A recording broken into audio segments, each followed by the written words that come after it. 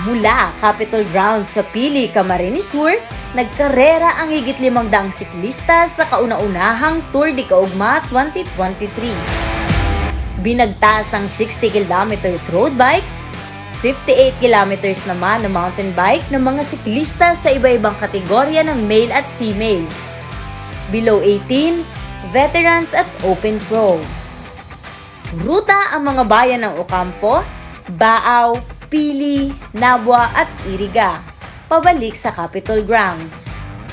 Matapos ang mahigit 1 oras, unang nakabalik ang doktor na mula pang Daet na si Doc Ian Torres. So, before ako mag-clinic, nag-ensayo muna ako, practice, tapos disiplina, tsaka nutrition, yung tamang pagkain, iwas sa mga matataba, gulay.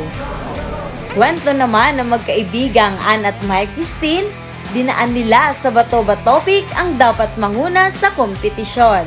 Ako yung kumuha ng first ng champion, tapos siya yung second. Sa lahat ng mga kababaihan, huwag kayo magdalawang isip na itry ang ganitong klaseng palaro. Dapat parati pa rin kayo mag-pray at dapat ingat-ingat. Aminado naman ng iba pang nanalo sa hirap at hamon ng kanilang nilakbay. Medyo may struggle lang siguro yung ibang kalaban.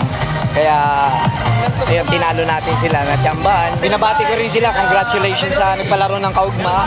Binabati ko rin lahat ng mga naglaro, yung Philippine Air Force. Naglakad na kami sa mga trail kasi hindi na kayang kumapit yung gulong namin sa likod. So, nilakad na lang namin, takbo, lakad. Maraming salamat po sa pag-organize ng larong ito. Sana maulit po talaga. 1 hanggang 10,000 medalya at finisher shirt ang papremyo sa mga nagwagi. Ang Tour de Caugma ay parte ng 1 linggong selebrasyon ng Caugma Festival na magtatapos ngayong linggo. Love Murillo, CSN.